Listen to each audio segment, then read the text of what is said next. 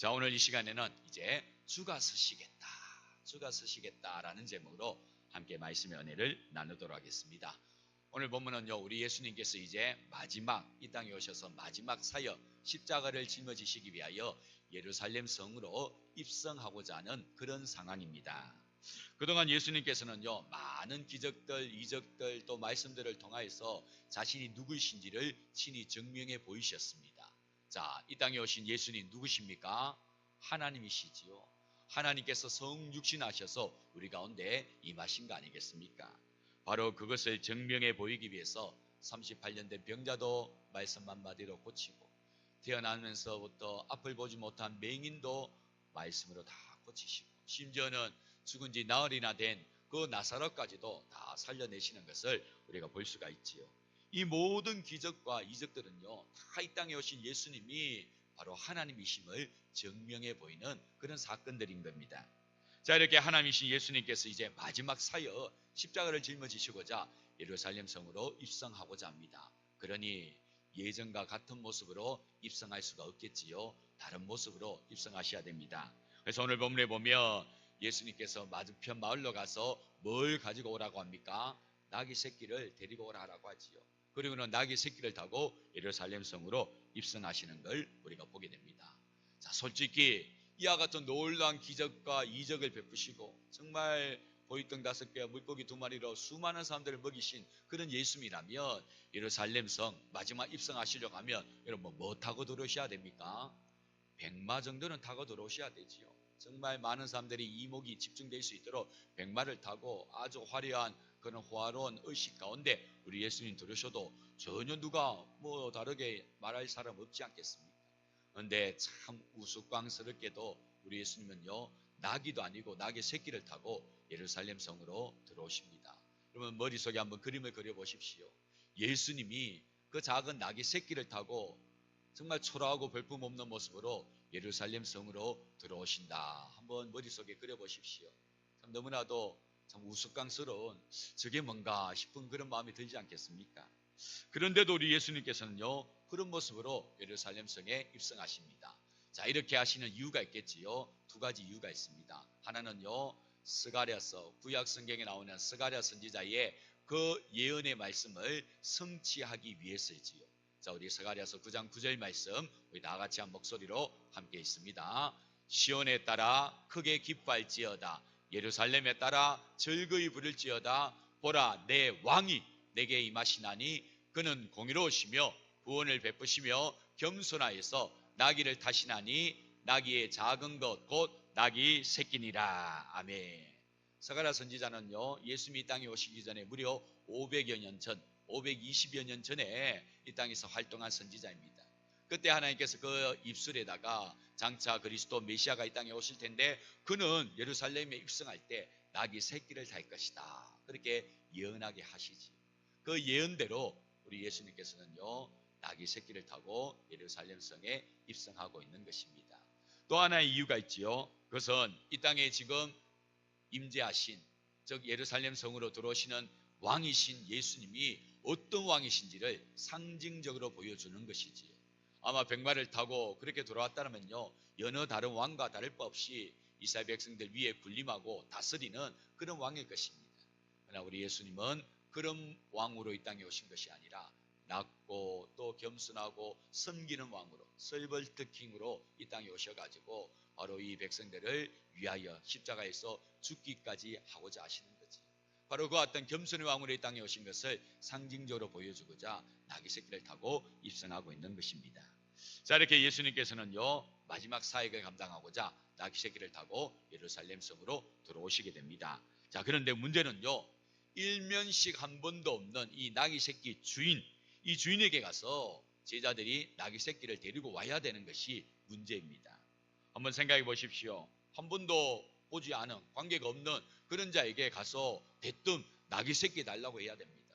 참 너무나도 황당스러운 일이고, 또 나귀 새끼 주인은 너무나도 당황스러운, 어쩌면 무례한 일이 될 수도 있는 거지요. 자, 본문 30절과 31절 말씀 우리 다 같이 한번 읽도록 하겠습니다. 이러시되 너희는 맞은편 마을로 가라. 그리로 들어가면 아직 아무도 타보지 않은 나귀 새끼가 매여 있는 것을 보리니 풀어 끌고 오라. 만일 누가 너희에게 어찌하여 푸느냐 묻거든 말하기를 주가 쓰시겠다 하라 하시매. 너무나도 황당스럽지 않겠습니까? 나귀 새끼 주인은요, 너무나도 어쩌면 무례스러운 그런 일을 겪게 되는 겁니다.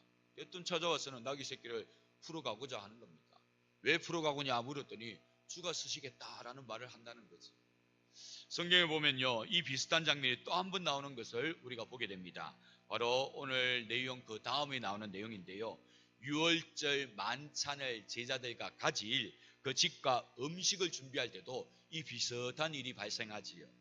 누가복음 22장 7절부터 나오는 내용을 보시면요, 제자들에게 성내로 들어가서 물동이를 가지고 가는 사람을 만나게 될 것인데, 그 사람을 따라가서 선생님이 제자들과 함께 유월절을 보낼 객실이 어디 있느냐 그렇게 말하라는 겁니다. 선생님이 제자들과 함께 유월절을 보낼 객실이 어디 있느냐. 여러분, 이거 뭐 맡겨놓은 거 달라는 것도 아니고 이런 말을 하라라는 거지요. 그러면 장소도 제공하고 음식도 준비해 준다라는 겁니다. 자, 성도 여러분, 우리 예수님 왜 이러시는 겁니까? 왜 이런 말을 하시고 이런 행동을 하게끔 하십니까? 우리 예수님 왜 이렇게 무례하고 또 이렇게 황당한 그런 일을 친히 행하고자 하시는 것입니까? 우리 예수님 이제 마지막이라고 뭐 이런저런 사정 안 보고 이제 뭐 막 가려고 그렇게 하시는 겁니까? 절대로 그렇지가 않겠지요. 우리는 여기에서 굉장히 중요한 사실을 하나 우리가 기억해야 됩니다. 그것은 바로 우리 예수님이 지금 이렇게 하시는 것은요, 지금 예수님이 누구인가를 보여주고자 하는 거지요. 다시 말해서 이 땅의 모든 것의 주인이 누구인지를 친히 이 같은 모습들을 통하여 보여주고자 하시는 것이다 라는 사실입니다. 여러분, 이 세상 모든 만물 누가 창조하셨습니까? 삼위일체 우리 하나님께서 창조하셨지요. 이 세상 창조하실 때 우리 예수님도 거기에 함께 계셨지 않습니까? 그러므로 이 세상 모든 만물 주인이 누구시냐면 우리 하나님이신 겁니다. 이 땅에 지금 성육신 하신 예수님이 모든 것의 주인이지요. 그 주인 되신 분이 지금 나귀 새끼 하나 달라고, 유월절 만찬 보내 방 하나 음식 좀 마련해 달라고 그렇게 말하고 있다라는 것이지. 그런데 여기 보시면요, 우리 예수님께서 강제로 마치 탈취하다시피 그렇게 하진 않지요. 그 대상에게 자유의지가 있지 않습니까? 그 자유를 가지고 기꺼이 헌신하고 섬길 수 있도록 요구하고 있는 거지. 그게 이제 예수님의 명령과 그들의 자유의지가 플러스가 되어가지고 멋진 역사가 일어나는 것을 우리가 볼 수가 있는 거지. 자, 예수님께서 이렇게 주인이 되시기 때문에 제자들을 보내실 때도 물으면 누가 쓰시겠다 하라고요? 주가 쓰시겠다 그렇게 말하라고 하는 거지. 즉 하나님이신 만물의 주인이 되신 예수님께서 쓰시겠다 그렇게 말하라라는 겁니다. 신기하게도 이 말씀 한마디에 모든 상황이 다 해결이 됩니다. 처음에는 어찌하여 나귀 새끼를 푸느냐 황당해하던 이 주인이 주가 쓰시겠다라는 이 말 한마디에 자기의 소유권을 내려놓고 기꺼이 새끼를 예수님께 드리는 그런 모습 우리가 보게 되어지는 거지. 그렇습니다, 성도 여러분. 주가 쓰시겠다라는 이 말씀 한마디에 다 내려놓고 기꺼이 내어드리는, 헌신하고 섬기는 그런 모습 우리가 보게 됩니다. 자, 성도 여러분, 이 장면이요 무엇과 연결이 되는 줄 아십니까? 이제 장차 십자가를 지시면서 자신의 생명, 목숨까지도 내어주시게 될 우리 예수님의 순종과도 다 연결이 되어지는 거지. 우리 예수님이 어떤 분이십니까? 성부와 하나님과 다 동등된 분 아닙니까?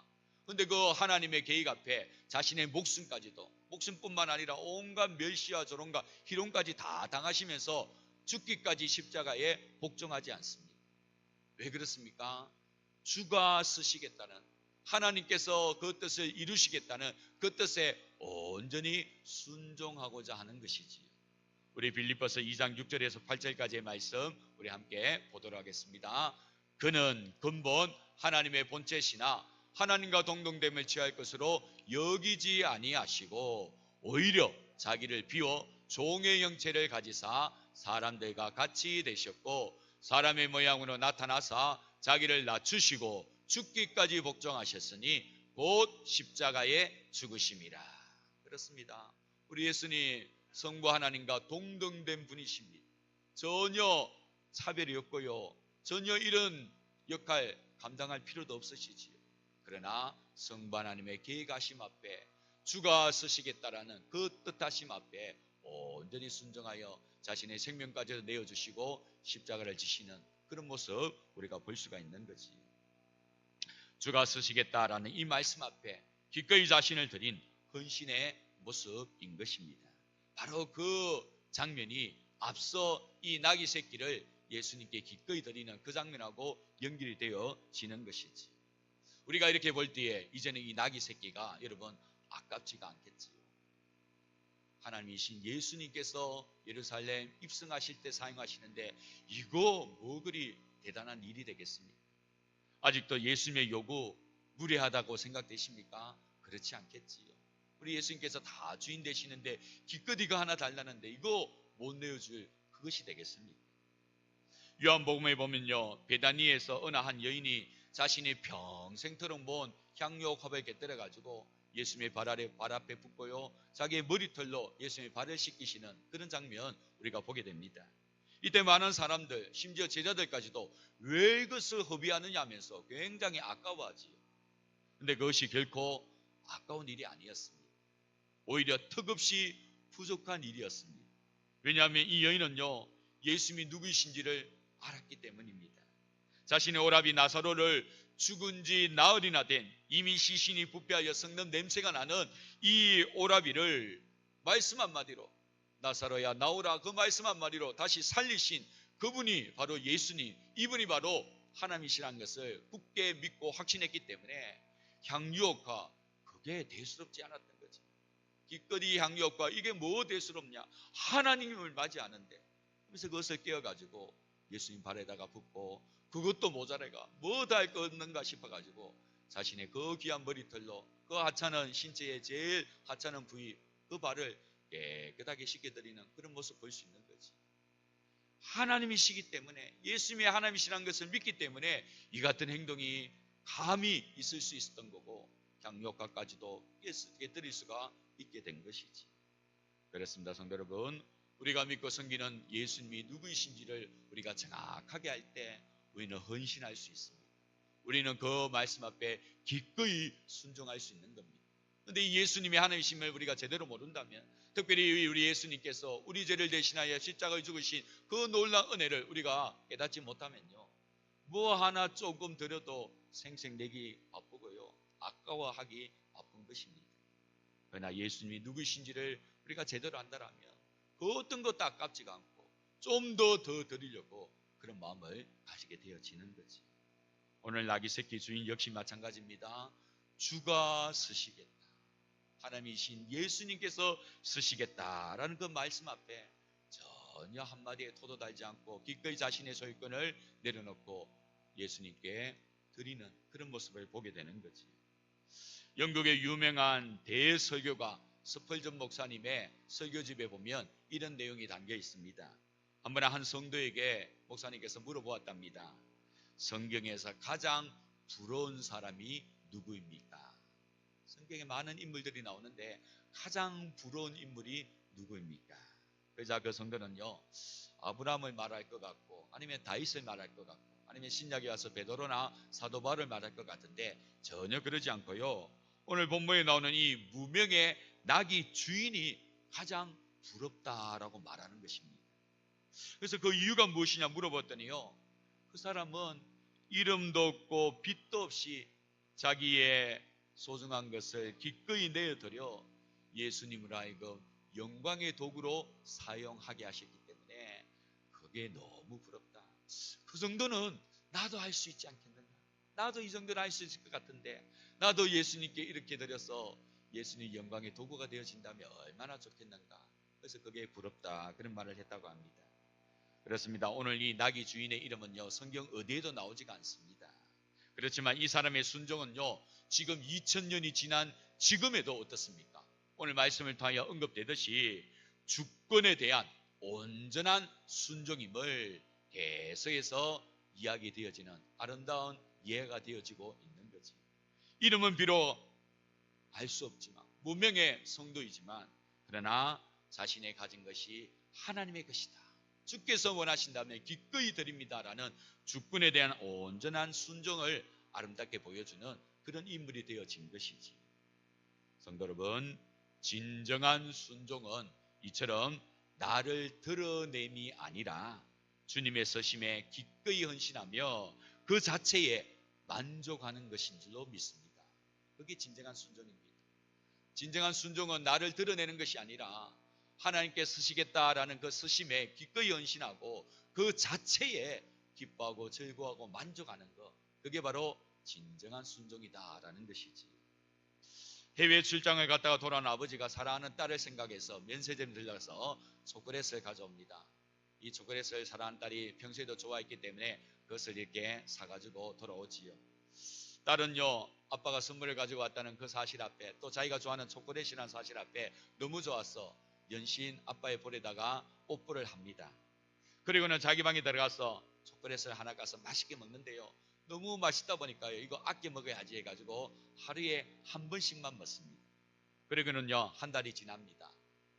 초콜릿의 개수가 처음보다 30개나 이제 줄어든 그런 사정이지요. 자, 이때 아버지가 딸에게 느닷없이 초콜릿 몇 개를 달라고 합니다. 자, 그랬더니 갑자기 이 딸의 안색이 굉장히 어두워집니다. 안 그래도 아껴 먹어서 이제 얼마 남지 않았는데 몇 개씩이나 달라고 하니까 이 딸이 너무 언짢은 것이지. 뭐 줬다가 뺏는 것이 세상에서 가장 치사하다 그러던데, 이 아빠가 그러니까요, 너무 뜻밖의 그런 아빠의 요구에 이 어린 딸이지만 안색이 굳어지는 거지. 그래서 아버지가 달라고 하니 안 드릴 수도 없고, 또 주려고 하니 너무나도 자기가 좋아하는 초콜릿인지라 아깝기도 하고, 이 딸은 고민을 하다가요, 마침내 큰 결심이라도 한 듯 초콜릿 하나 까서 반 탁 부릅니다. 그리고는요, 자기 입에 탁 넣고 아버지는 아빠 입에 다 넣어줍니다. 아버지는요, 혹시나 그래도 내가 다 사주었는데, 혹시나 그래도 하는 마음이었는데, 그 광경을 보고는요, 실망이 이만저만이 아닙니다. 자, 우리 성도님들, 방금 이야기 어떻게 들으십니까? 혹시 이 아버지가 너무하다고 생각되십니까? 줬으면 그만이지 무슨 아버지가 어른답지 않게 또 달라고 하는가, 그렇게 생각되십니까? 아버지 마음은 그런 마음이 아니겠지요. 아버지에게 그 초콜릿이 진짜 중요하다면 여러분 뭐 밖에 나가서 돈 주고 사면 되는 거 아닙니까? 아버지에게는 이 초콜릿이 그렇게 중요한 것이 아닙니다. 결국 무엇을 보고자 함입니까? 그 딸아이의 마음을 보고자 함이지. 사랑하는 딸이 아버지의 요구에 어떻게 반응을 하는지 그 마음을 보고 싶어 한 것입니다. 구약 성경에 보면 이 비슷한 일이 일어나지요. 창세기에 보면 아브라함의 사랑하는 아들 이삭, 독자 이삭, 하나님께서 어느 날 갑자기 번제물로 바치라고 합니다. 100세나 되어 겨우 얻은 아들 아닙니까? 얼마나 사랑스럽고 소중하겠습니까? 그리고 기적처럼 주실 때는 언제고 실컷 이렇게 잘 키워놨더니 또 갑자기 달라고 하시니까 이게 뭔가 싶은 그런 마음이 들 수도 있습니다. 자, 그런데요, 이때 우리 하나님의 본심이 무엇일 것 같습니까?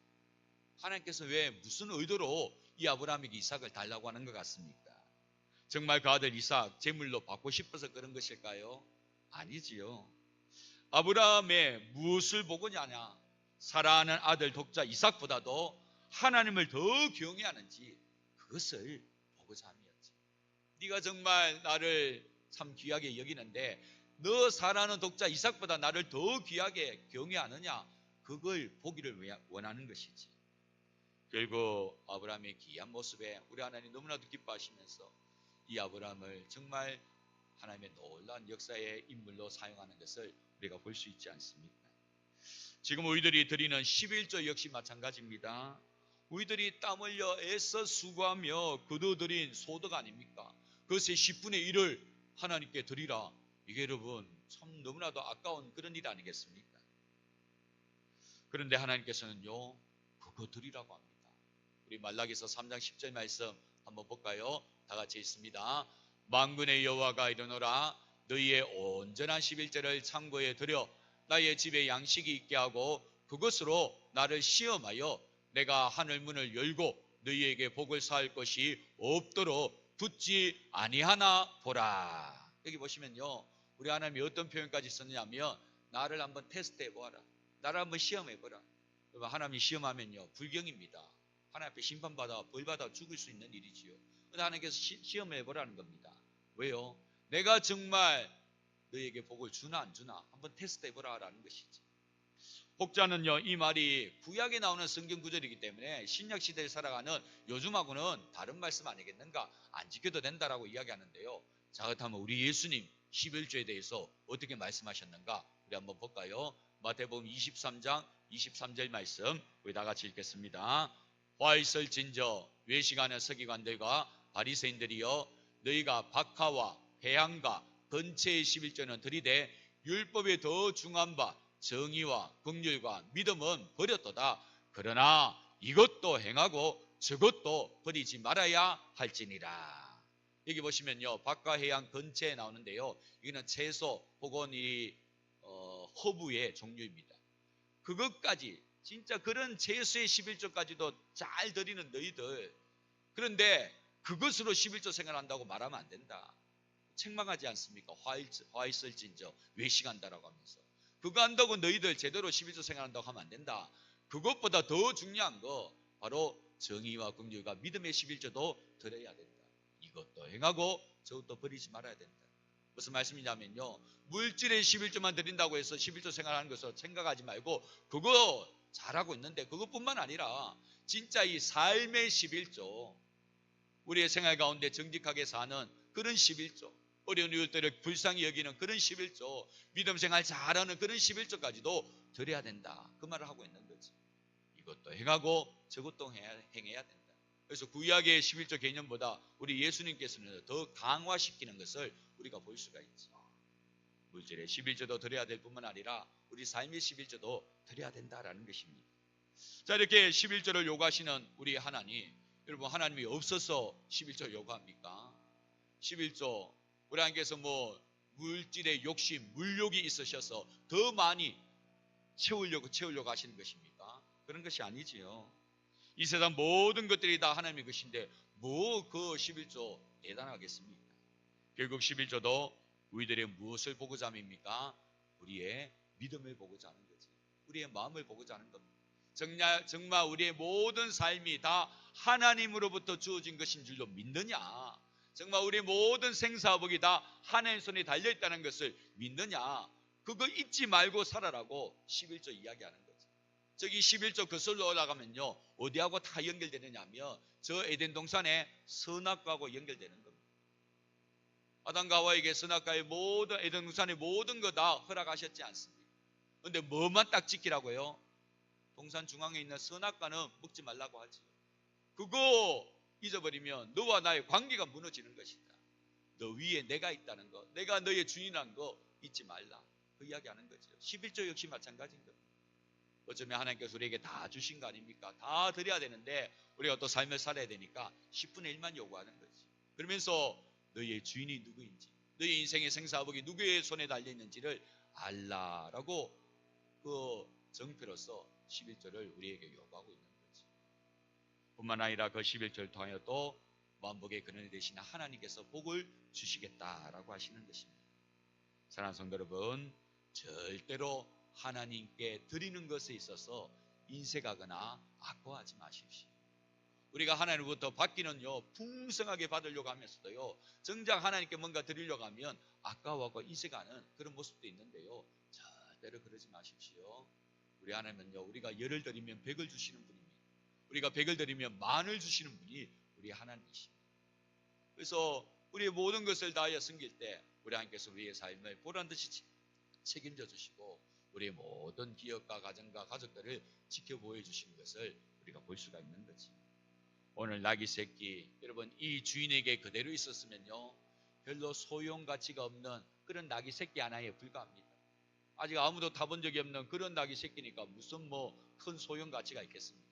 근데 그 낙이 새끼를요, 주가 쓰시겠다라는 말씀 앞에 기꺼이 내어드렸더니요, 하나님의 영광의 도구로 사용되어지는 그런 아름다운 모습을 우리가 볼 수가 있게 되는 것이지.